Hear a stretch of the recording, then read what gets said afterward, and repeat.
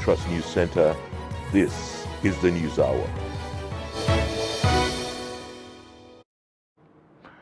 On News Hour tonight,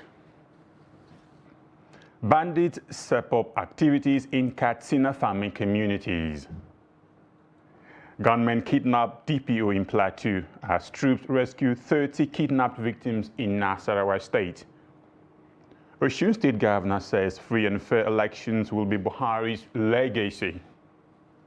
And on the foreign scene, hundreds rally against Al-Shabaab in Somali capital, Mogadishu. Hello and welcome to News Hour. I am Nten Ekman. On preparations for the conduct of the Katsina State Gubernatorial Town Hall with candidates of political parties have reached advanced stage.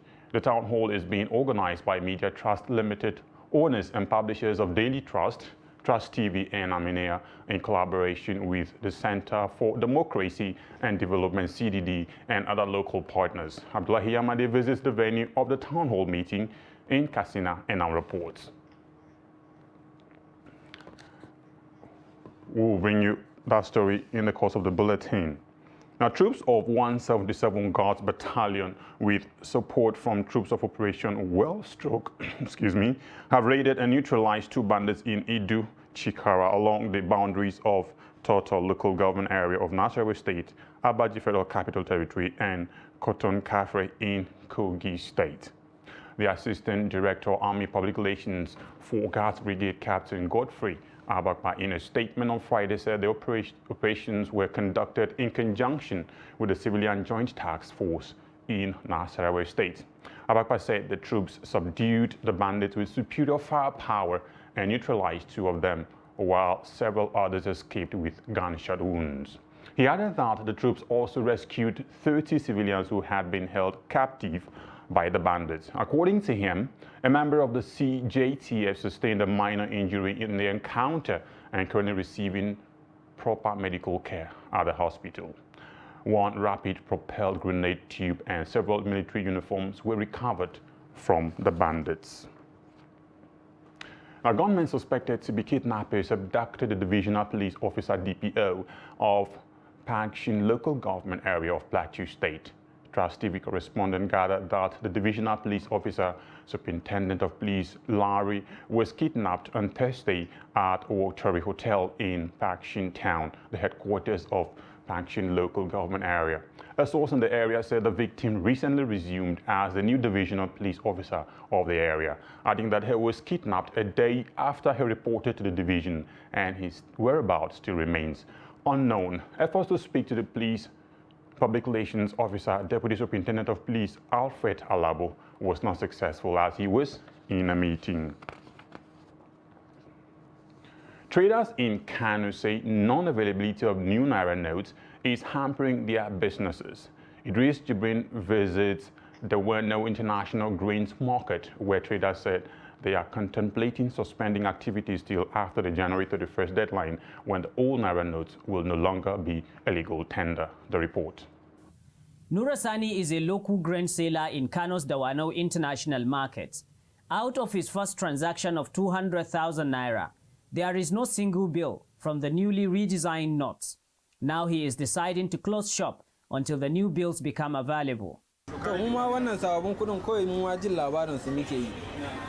Saboda gashi dai muna kasuwanci amma gaskiya ba a kawo mana su.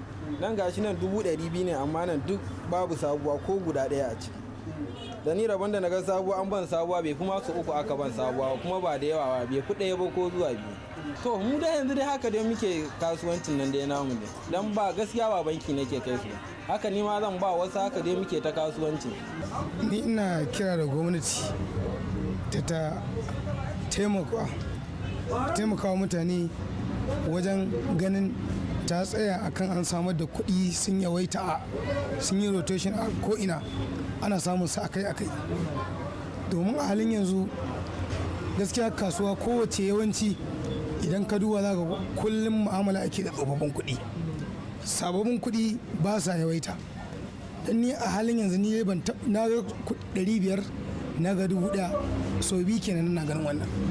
On the 15th December 2022, Central Bank of Nigeria released for circulation the newly redesigned 200, 500 and 1,000 naira notes. But traders say the new notes are not in circulation yet. So ni ba ta wasan kana an bani ba. Tun da nake. Na dai gansu hannun mutane guda biyu. Yanzu da wannan yana muku na ga wani wajen kuma can amma ni ban taba gani ba. Ko 200 ban taba gani ba. 1000 ne sun taba gani amma ko 200 ko 500 da ake faɗa ban taba gani ba. The issue of this Naira is a great problem as of now because it's not circulation in the market. All these banks that are around our markets, there's no bank that I ever had somebody who received 10,000 of these new notes. And this market, the market that need the cash. The cash that we need is not the cash that we are going to put in the bank. No, it's the cash that we can settle small problems. We must solve the business until we see what will happen, because the government have give us the limit, the deadline that all Naira will stop, the new Naira will start. So up to now we didn't enough this new currency. It's not enough. So we don't know what to do now. Despite the lack of the new notes in circulation, small-scale businesses in Kano appeared to have no other alternative than to continue collecting the notes, expected to cease from being a legal tender from January 31st, 2023. Idris Jibrin, Trust TV News, Kano. As part of efforts to improve and ensure self-sufficiency in the sugar production to meet the needs of people, the federal government has commenced the implementation of the second phase of the Nigeria Sugar Master Plan, which will run till 2023. Now, the successes recorded in the first phase, the Executive Secretary of the Nigeria Sugar Council said the country has reached and surpassed its local raw sugar refining capacity and needs to improve. The report. Addressing journalists at the premises of the Nigerian Sugar Institute in Ilorin on the successes recorded in the first 10 years of the phase, the Executive Secretary of National Sugar Development Council said a lot of achievements were recorded. The federal government had, in 2022, approved a 10-year master plan for the sugar sector known as Nigeria Sugar Master Plan. The plan is anchored on 4 major objectives, which are for Nigeria to attain self-sufficiency in local production, stem the rising tide of sugar importation, create job opportunities through the setting up of sugar estates and refineries, as well as generate electricity and production of ethanol for industrial purposes. The sector has recorded tremendous achievement during the last 10 years of implementing the sugar roadmap. Nigeria has been able to reach and surpass its local raw refining capacity, the commissioning of multi-billion-dollar sugar factory and estate in 2018 by President Muhammadu Buhari in Suntin, Niger State, creation of over 1 million direct and indirect jobs, the take-up of Marybond Nigeria Formal Sugar Company, Bashita, Kwara State, and several other landmark feats recorded in the last 10 years in the sugar sector. He said with the achievements recorded at the first 10 years, there is a need to enhance the sugar production, thereby the commencement of the next phase. Going forward, all our activities will be solely driven by research, data, innovation, and modern technology. For us at the Council, the year 2023 is both historic and epochal. 2023 will mark the end of the first phase of Nigeria Sugar Master Plan, which began in 2013. While 2023 will also mark the commencement of the implementation of the Phase 2 of the Nigeria Sugar Master Plan, which will run through 2033. So we already have our work cut out for us. The Council said it is more determined to ensure that the nation's sugar sector serves the interest of the people through increased revenue and job creation. Now, the Supreme Court has dismissed the bid by members of the family of the late General Sani Abacha to stop moves by the federal government to reopen the criminal forfeiture proceedings against the ex-head of state. The Apex Court delivered the judgment in the suit in the early hours of Friday through Justice Emmanuel Agim. Justice Agim dismissed the suit brought before the Apex Court for want of merit and substance. The Supreme Court upheld the judgments of both the Federal High Court and the Court of Appeal, which had earlier endorsed the powers of the federal government to reopen criminal forfeiture proceedings against the family. The appeal was filed by the son of the late General Muhammad and his brother Abba for themselves and on behalf of the family. Listed as respondents were the Attorney General of the Federation, Inspector General of Police, DCP Hana, that's the Chairman Special Investigation Panel, National Security Advisor, and Magistrate Sonja Nagboer of the Principality of Liechtenstein. The Joint Health Workers Union of Yarimembe Kura Specialist Hospital in Gusau has staged a peaceful protest in the hospital over non-payment of salaries. The joint unions have consequently issued a one-week ultimatum to the Zamfara state government to pay their members' salaries arrears and resolve the half salaries paid to some of the members in November and December 2022 or face total shutdown of the hospital and withdrawal of services. The union stated that despite several assurances from government, nothing has been done to address the issue. It said failure of the relevant authorities to act on their demands within the 24-hour ultimatum earlier issued forced them to stage the peaceful protest to drive home their message. The union lamented the state government's failure to commence the implementation of the 30,000 naira minimum wage in November 2022 as promised, adding that even the old salaries have not been paid. Chairman of the Joint Health Workers Unions vowed to ensure government accede to their demands or risk a total shutdown of the Yarimembe Kura Specialist Hospital, where victims of airstrike and banditry are currently receiving medical attention. Then, essence of our standing here is just to show our heartfelt and dismay on the condition we find ourselves. We are brainwashed that in November we will expect to have what we call minimum wage. And that minimum wage we expect to have salary increasement. So as the November ends, when our salary comes, we realize that it was even cut off, not normal the way we used to collect it. And even the increment is not there. As I'm talking now, most of our staff you see here, they did not collect their November and the September salary. We still have those that collect half of November and half of December. We also have those that collected only December and they did not collect that of November. And we don't know the reason. And we follow it to all the necessary places we're supposed to follow. We are asked to do the write-up. We did all the write-up, but we have not seen any results. So that is why we decided to take these measures so as to get what we want. The ultimatum is that we gave ultimatum of 24 hours for this. But after this, we will give an ultimatum of 1 week. If nothing happens, we will close the hospital completely.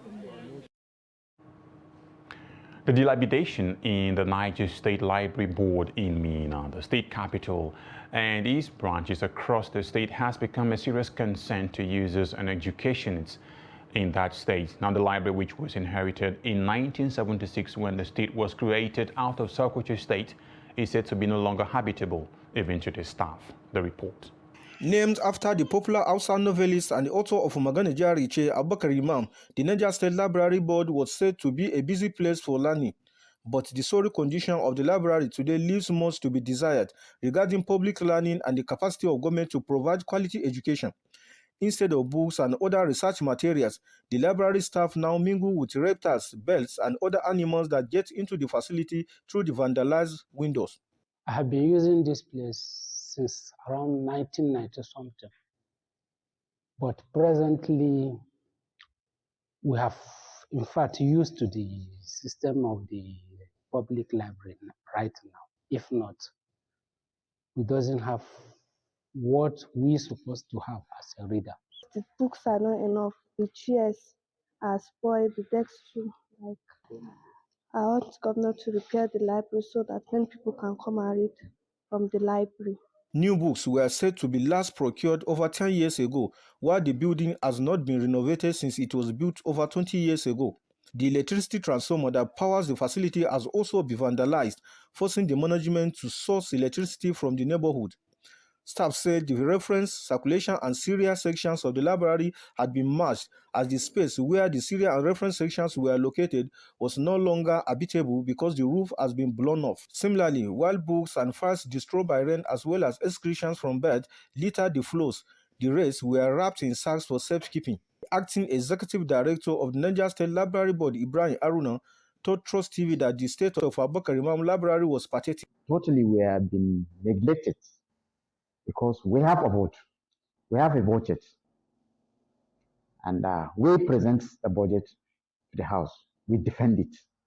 But you see, contrary, let me say administrative bottleneck. When we said we need this out of our budget to help us do this, the government will approve it. But the release of funds becomes otherwise. For the past almost 7 years. He said despite the poor state of the facility, users, including secondary school students, still come to read. Experts said despite the fact that many families now have libraries in their homes, facing now public libraries portend high risk to educational development. Many are hopeful that the library will in no distant future get the necessary attention from government to enable it to return to its proper status of a contemporary educational resource center. Abubakar Akote, Trust TV News, Mina.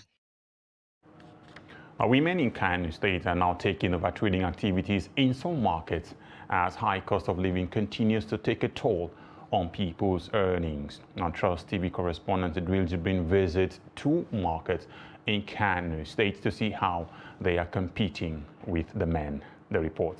For over 5 years, Rabi Umar has been coming to Yankaba market on daily basis to sell tomatoes and other vegetables. She says it is the only trade she can rely on if she is to take care of her 5 children, whose father died some 6 years ago. For Rabi, the business of tomato and other perishable goods is paying off. I started with 2,500 naira and it works. The following day, I did the same and it again works out. Therefore, since then, I started collecting the tomato and pepper in bulk. After selling, I usually get some good profit. So generally, the business is honestly paying. I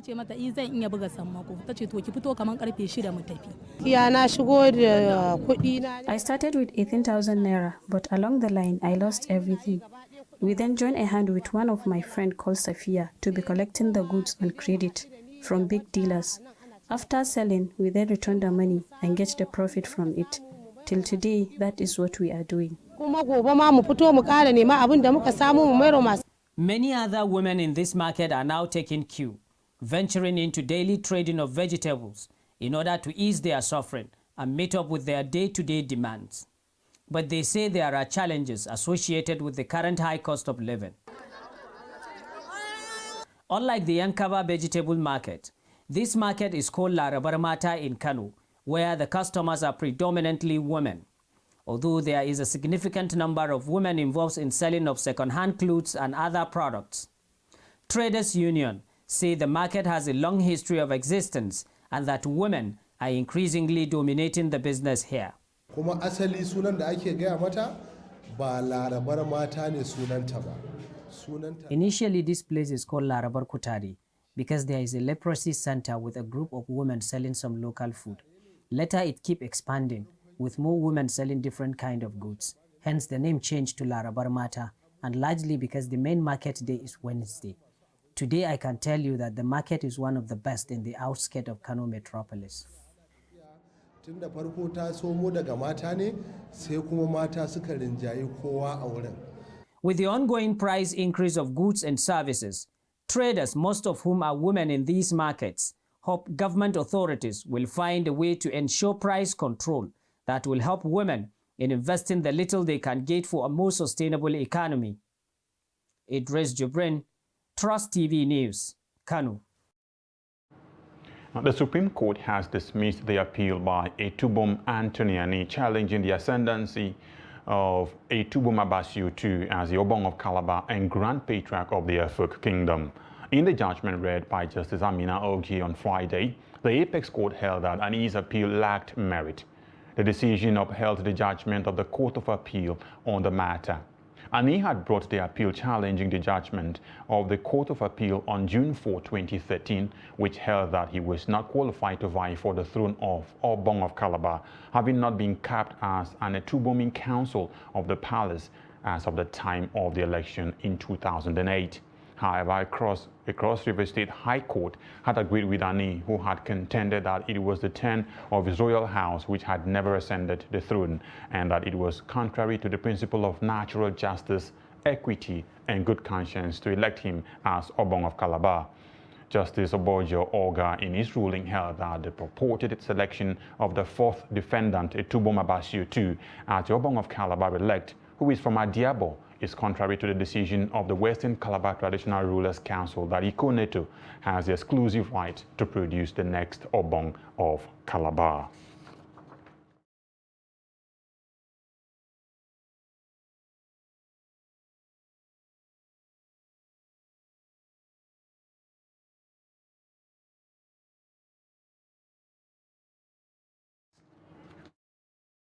The FCT administration strongly joins its voice to condemn in its entirety the nefarious activities of killer code groups existing in our communities and schools, which runs contrary to social norms and values, especially the wanton attacks and most times killings of innocent citizens and destabilizing public peace, as well as destruction of property.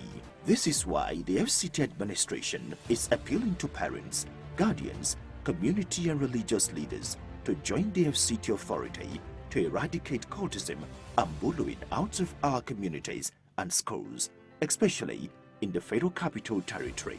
Anyone caught in this unwholesome, barbaric and uncivilized act will be dealt with in accordance with the law. The FCT administration, under the leadership and watch of the Honorable Ministers, will not allow cultism and bullying in the territory. To be forewarned is to be forearmed. What will you say, given the experiences we've gone through, the various changes brought to the structure from Gawan, First Republic to the 12th structure? What will you say is the ideal? What will work best from your own study and experience of Nigerian federalism? If one has learned anything, there is nothing in human nature and in polity you can say what's ideal, what's the best. Because this also changes from time to time. We must always remember that the reasons why you adopted federalism is not because of finesse, it's not because you like it, it's because of its functional utility.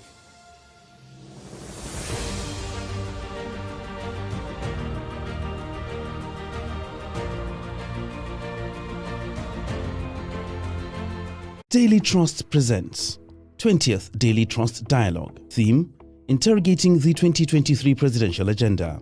Panelists: Mrs. Ibukun Awoshika, former Chairman, First Bank of Nigeria. Professor Jibrin Ibrahim, Professor of Political Science and member of the Board of the Center for Democracy and Development, CDD. Dr. Yetunde Anibaba, Lecturer, Analysis of Business Problems, Lagos Business School. Dr. Eugene Enahoro, Human Capacity Development Specialist and CEO, Heltoni Services Limited. Chairman of the event, John Cardinal Onaikon, Archbishop Emeritus of Abuja. Date: Thursday, 25th January 2023. Time: 10 a.m. Venue: NAF Conference Center and Suites, Gwarimpa Expressway, near Next Shopping Mall, Kado, Abuja.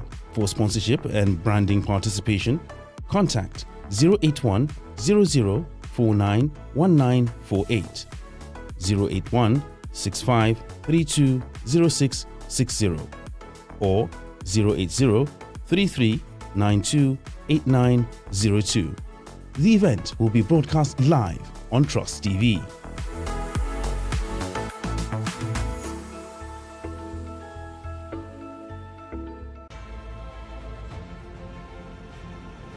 Now, as part of efforts to support Africa's goal of strengthening... Now, looking at the activity chart, as you can see right here, a total volume of 130... Created a Boko Haram crisis that at that time was restricted to Yobe. How secure are they? You can see security men with blood. This is the road leading up to the... Already, if you look at English squad, you are looking at EPL, you are looking at their names. You are not looking at...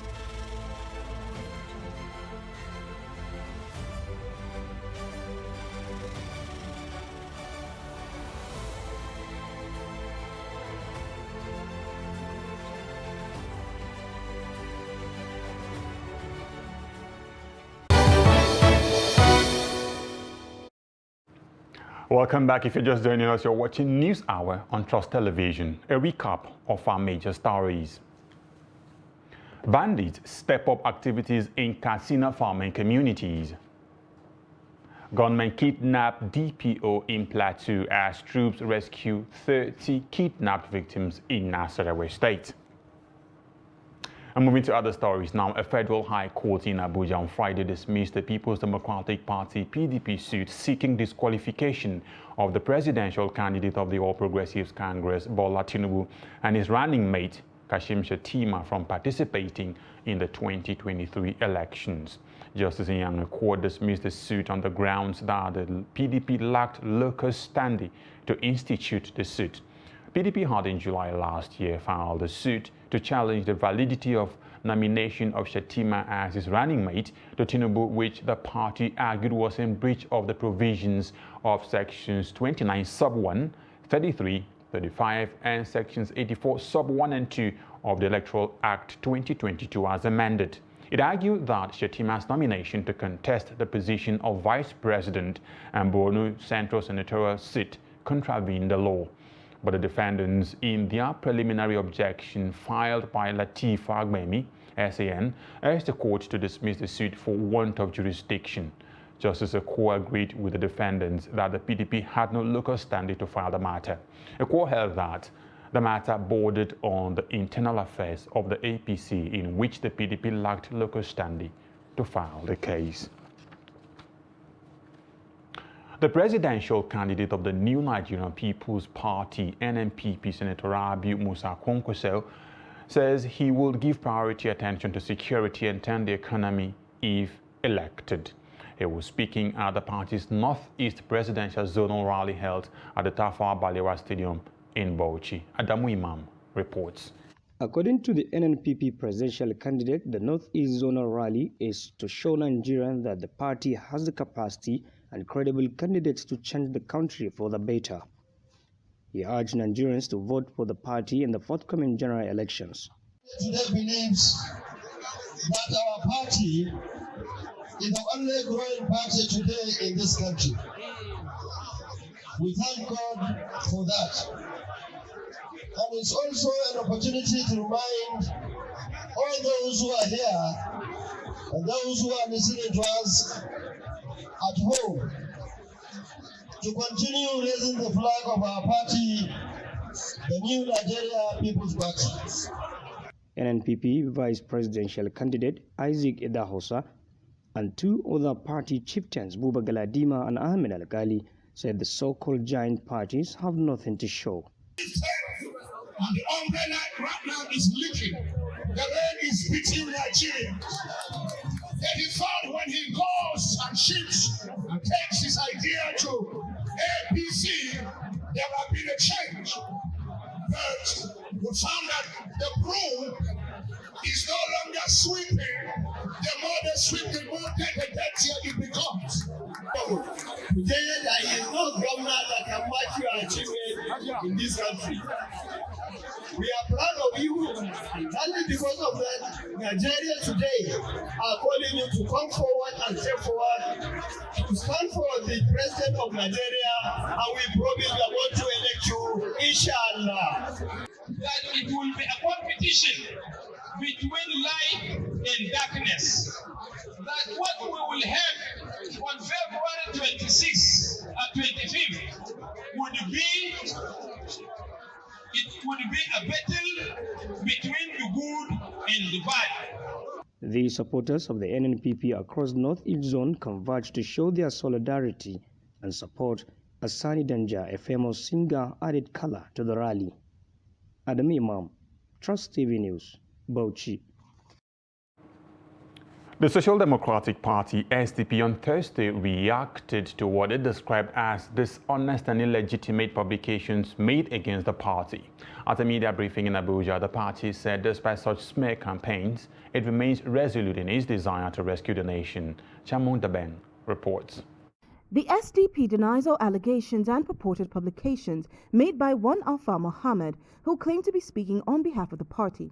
National Publicity Secretary Rufus Ayenigba clarified rumors on purported collaborations made by Mohammed, describing him as persona non grata. As a matter of fact, Mr. Alpha Mohammed is a complete persona non grata in the Social Democratic Party. Is a compulsive impostor and fabricator of falsehood. The party had in the past put a disclaimer on this same Mr. Alpha Mohammed, a former member of the Social Democratic Party, when it was first discovered that he was fond of concocting spurious, sometimes fraudulent and unfounded reports and stories.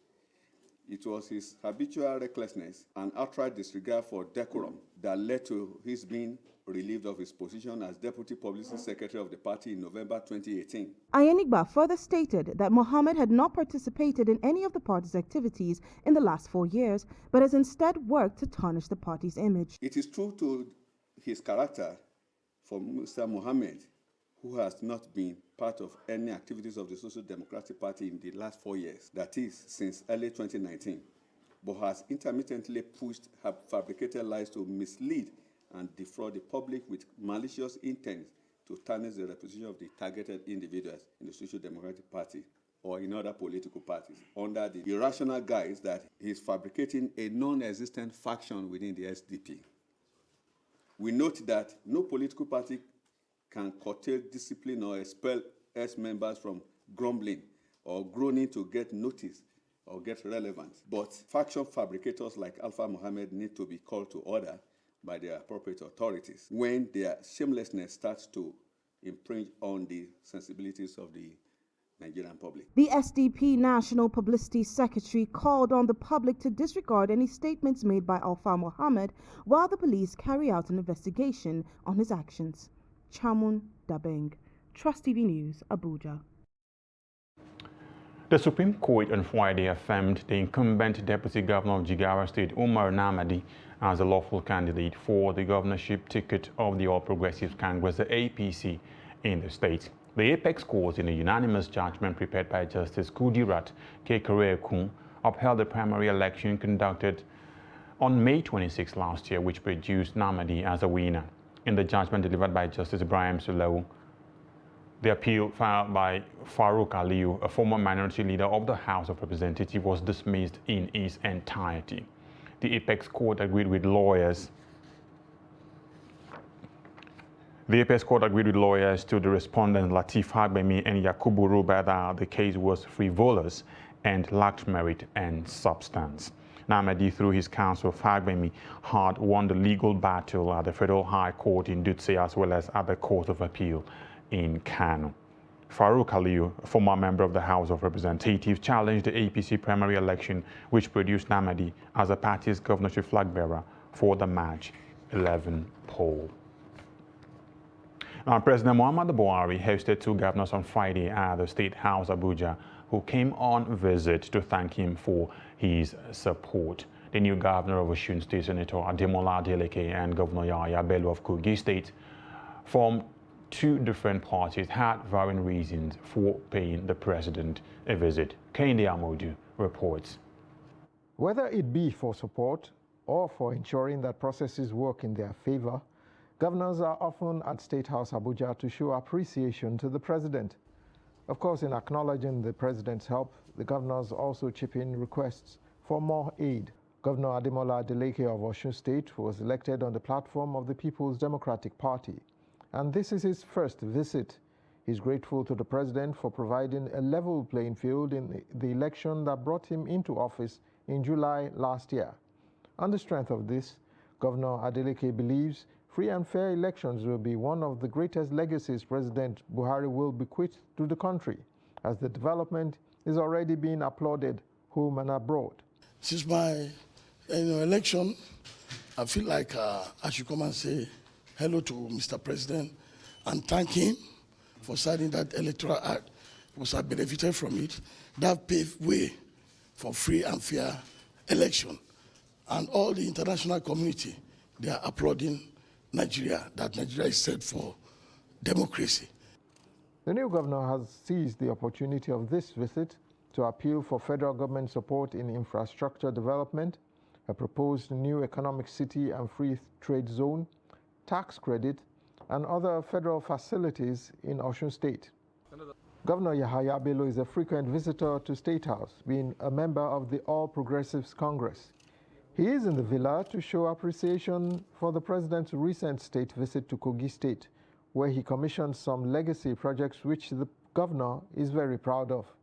By the special grace of God, when I came on board, I have no any other thing to do than to emulate him and to make sure that infrastructure is provided for the people.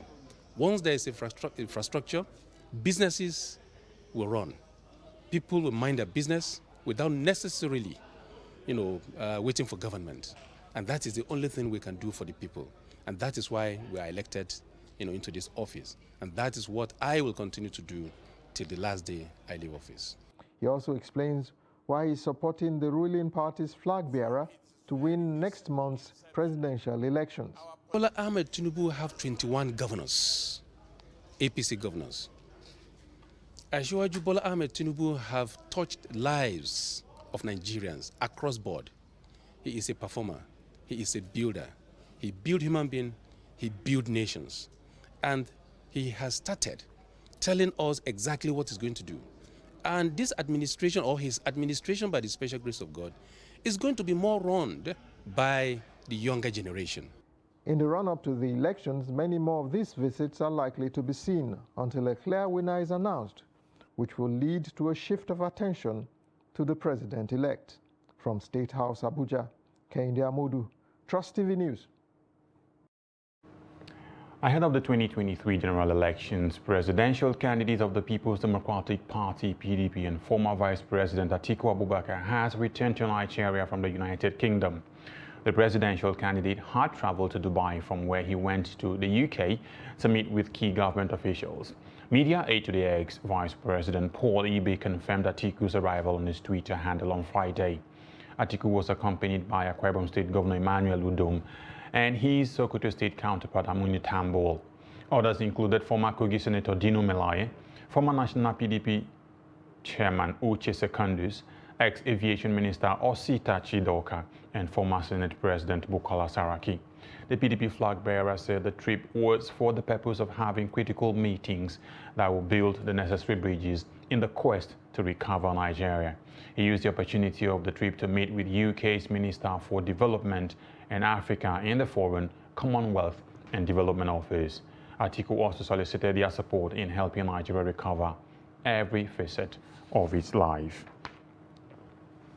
Former President Olusegun Obasanjo has debunked claims of an alleged plot to rig the 2023 elections. The viral story had claimed that the former president was allegedly planning to collude with the Independent National Electoral Commission, INEC, to rig the exercise. However, the Special Assistant on Media to Obasanjo, Kehinde Akinyemi, in a statement issued on Thursday, said the viral trending story on the alleged plan by the former president to collude with the electoral body in the presidential election of February 25 is completely false. He said the former president, Chief Olusegun Obasanjo, is not responsible for the viral stories on some discredited platforms on the forthcoming general elections in Nigeria. He said apart from the letters dated January 1, 2023 addressed to the Nigerian youth and another to Professor Toyin Falola on his 70th birthday, there has been no other public or private letter written to anybody by the former president. The reading public is for the umpteenth time, he said, reminded that only a statement duly signed by the ex-president or by his media assistant, Kehinde Akinyemi, should be allowed into the media space. Now, preparations for the conduct of Katsina State Gubernatorial Town Hall meeting with candidates of political parties have reached advanced stage. The town hall is being organized by Media Trust Limited, owners and publishers of Daily Trust, Trust TV and Aminia, in collaboration with the Center for Democracy and Development, CDD, and other local partners. Abdullahi Amade visits the venue of the town hall meeting in Katsina and now reports. Major stakeholders were at the venue on Friday making last-minute preparations for the successful conduct of the Saturday's event. Media Trust Limited technical crew and other operational staff were seen busy making finishing touches for the hitch-free Katsina State Gubernatorial Town Hall meeting. 5 key contenders for the Katsina State Government House are billed to attend the Town Hall meeting. The event is to be transmitted live on Trust TV and all its social media platforms, as well as special coverages by Daily Trust and Armenia newspapers. Yes, we have just gone around the venue for the very important discussion meeting tomorrow, the town hall meeting, which is organized by very prominent groups. It is very impressive, and we call on the participants and on those invited guests to please come promptly. By 10 a.m. inshallah, we should be on air. Other local partners are also not left out, as many of them, like a popular online social media group Katsina City News, civil society organizations, Farin Water TV and Vision FM, are also on ground making some finishing touches at the venue. We have met with the major contestant, first, and they are all agreed and made their word that they are coming. We have full support from our major partners who are Media Trust. We have full support of the security who are coming to make sure that the event has commenced successfully and finished successfully. Democracy is about participation, it's about engagement, it's about discussions, it's about persuasion, it's about development. It is a culture. We are now evolving. And if this type of cultures are to be maintained and developed, we shall certainly reach where we want to reach. The town hall with the candidates, which is the first of its kind in the political history of Katsina State, will serve as a platform that will give governorship candidates of different political parties the opportunity to present their plans to the public. Similarly, it ushers in new hope for citizens of the state to listen to their candidates, ask questions, and make useful contributions on the best ways each candidate will govern the state if given the mandate. Abdullah Ismail Ahmadi, Trust Television News, Katsina. The waterways play a significant role in the transportation system of many developing countries due to their lower cost when compared to other alternatives. In a mega city like Lagos State, water transport helps to reduce traffic congestion on the roads and eases the movement of passengers and goods from one point to another. In this report, we look at how water transport is helping to address the challenge of traffic congestion in Lagos State. The report. Driving within Lagos can be hectic as man-hours are wasted in traffic. The state of the roads and the conditions of some commercial buses, popularly known as Danfo, also make movement very stressful for most Lagosians. To escape this stress and keep their appointment, some Lagosians are embracing the waterways as a means of reliable transportation. At the Ikorodu Ferry Terminal, residents park their vehicles at the garage provided while making use of boats to get to their destination on the island. Some passengers air their views on how the system has made it easier for them to move from the mainland to the island without enduring the gridlock on the road. Director of the Lagos State Waterways Authority, Emmanuel Oluwadaminola, speaks on some of the measures put in place to improve the water transport system in the state. We've done several things to improve water transportation in the state. Some of these are the first of its kind waterways monitoring and data management center, which is otherwise called the waterways control room. So right from our stead here in Falomo, we can see several locations of what's going on the waterways, how boats are moving. We're able to begin to generate reliable data that is helping us make decisions. The government has also been able to donate life jackets year in, year out to existing boat operators And it's not that we don't penalize those who have some standard life jackets, but government is a carrot and a stick approach where we enforce and we penalize. We also make sure we donate to support the sector because we know that it's a sector that's quite capital intensive. Despite the many benefits of the water transport system, there are challenges according to some of the captains of boats and ferries. Our manners of communications at times don't usually go together because you talk to them, they'll tell you you don't talk to them, like you don't address them the way you ought to. Like you telling someone to please buckle up the jacket, they will tell you, are you to tell me what to do? And in the aspect of safety, for instance, we won't see such, like a boat is about to capsize. Instead of them to pay attention and listen to the captain, they will never listen to you. Ferry terminal is very, very good compared to the road. On the road, you can use 3 or 4 hours on the road, but inside the ferry, just 20 minutes or 30 minutes. If there is no any issue, you drop at 30 minutes or 20 minutes. Transportation system is helping Lagos to escape the chaotic nature of the city, which is home to over 20 million residents. You're watching News Hour on Trust Television. Another short break beckons. We'll be back with more news. Please stay with us.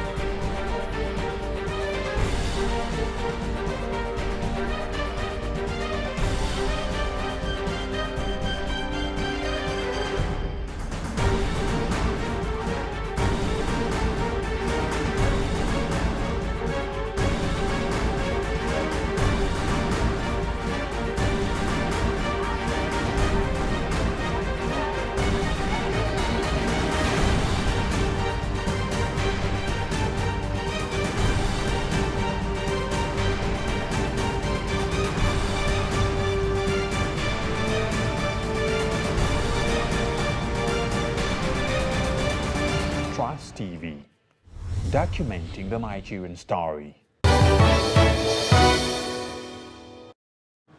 Welcome back. Let's now join Chair Makangwa for the business news.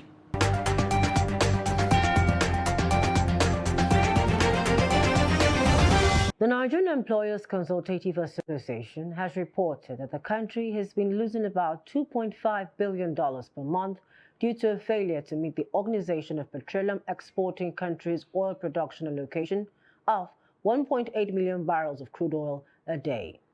The Director General of NECA, Adewale Smart Oyorinde, in a statement explained that though the country's crude oil production grew by 4.2% to 1.23 million barrels per day in December of 2022, it was still short. He stated that there remains a 0.57 million barrel per day shortfall, which translates to about $2.5 billion monthly loss for the country. According to him, oil theft seemed to continue unabated, and the unsustainable subsidy on petroleum products had joined to reduce the government's revenue, leading to absurd debt accumulation. He said that misalignment between the fiscal and monetary policies, which were deflating investors' confidence, has made the country unattractive for foreign direct investments. JP Morgan Chase has released its fourth quarter 2022 results, showing a better performance with 6% growth in net income.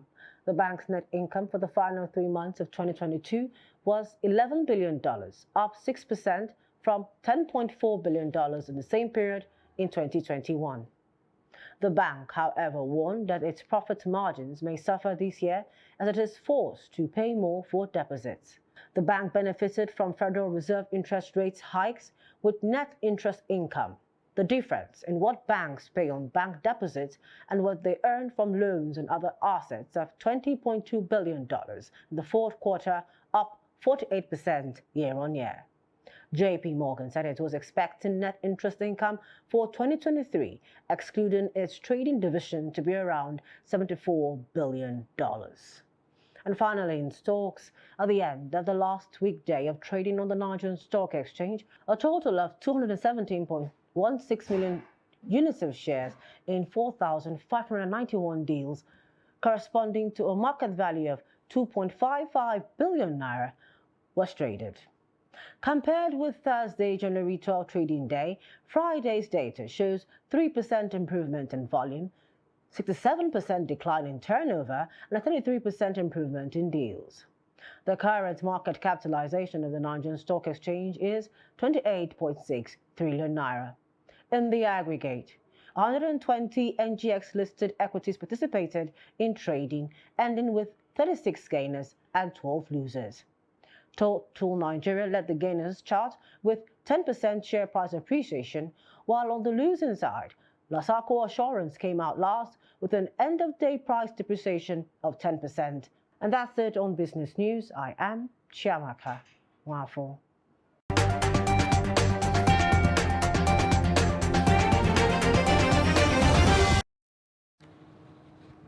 Thank you, Chiamaka. Now let's go to the foreign scene. Now, Ghana's government and trade unions have agreed to increase all public servant salaries by 30% for 2023 in a joint statement as the country struggles to reduce debt and tackle rampant inflation. Excuse me. The trade unions representing public service employees started negotiating salary rises with the government in November, a few months after hardship spurred street protests that pushed the government to seek help from the International Monetary Fund, the IMF. The two parties on Thursday settled on a 30% increase to base pay across the board, effective January 1, 2023. Hundreds of people in the Somali capital Mogadishu attended the government-organized rally on Thursday to protest against the Al-Qaeda-linked Al-Shabaab group. And Somalia's President Hassan Sheikh Mohammed, who was part of the rally at the stadium under tight security, used the event to call on Somalis to help flush out members of the Al-Shabaab group he described as bedbugs. Al-Shabaab has been waging a bloody uprising against the internationally backed central government since 2007, carrying out attacks in Somalia and neighboring countries that sent troops to help in the fight. The group killed 166 people at Garissa University in 2015 and 67 at a mall in Nairobi in 2013. But the frequency and severity of Al-Shabaab attacks in Kenya has reduced in recent years. The president declared all-out war against the group shortly after he came to office in May 2022. And for some sports news now, Al Ahly could face European champions Real Madrid in the semi-finals of the FIFA's Club World Cup, but they must first overcome opponents from Oceania and North America.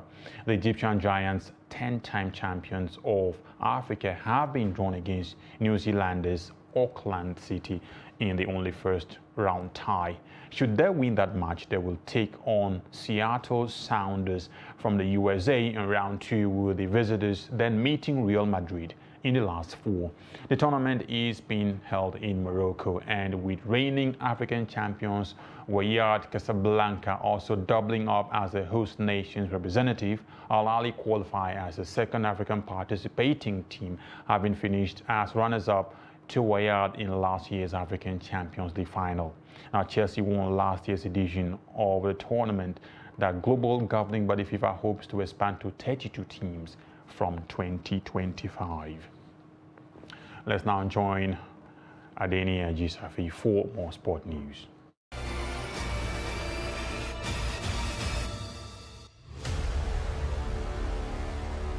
National under-18 and 20 men's handball team left the shore of Nigeria for Congo-Brazzaville to take part in the International Handball Federation IHF Continental Championship. The Handball Continental Tournament holds simultaneously from January 16 to 20, 2023. Nigeria under-18 and under-20 handball teams have been undergoing intensive preparations and drills in Lagos in the past weeks under the eyes of coaches Emeka Nnamani and Fidelis Obi. The teams qualified for the Continental Championship, winning the under-18 and 20 qualifiers of the African Zone 3 sub-region in Abidjan, Côte d'Ivoire.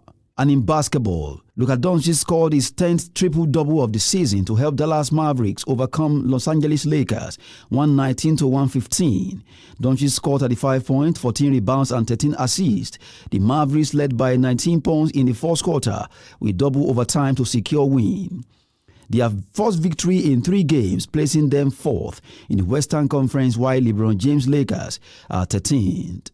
Doncic tied the game in regulation time 101-101 with 6 seconds remaining and tied again 108-108 on a 3-pointer with 47.8 seconds of extra time to foil a second extra period. LeBron James returned to the court after missing Monday's loss against Denver Nuggets with an ankle injury where he scored 24 points with 16 rebounds and 9 assists.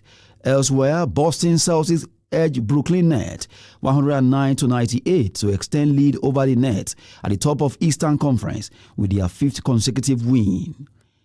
Gabe Vincent scored a career-high 28 points as Miami Heat beat Milwaukee Bucks 108-102 without star player Giannis Antetokounmpo. Damian Lillard's impressive 50 points not enough to secure win for Portland Trail Blazers over Cleveland Cavaliers as the Cavs came from behind to win 119-113 with Donovan Mitchell scoring 26 points. That's Sport News. I am Adeni Ajishafe.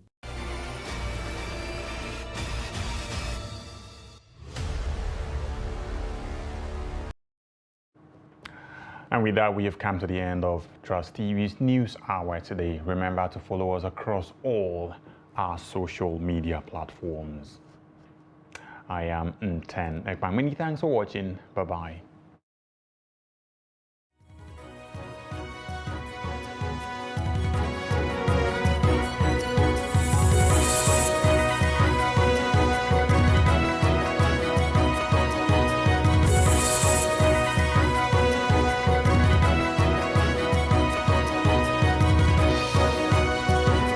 From the Daily Trust News Center, this is the News Hour.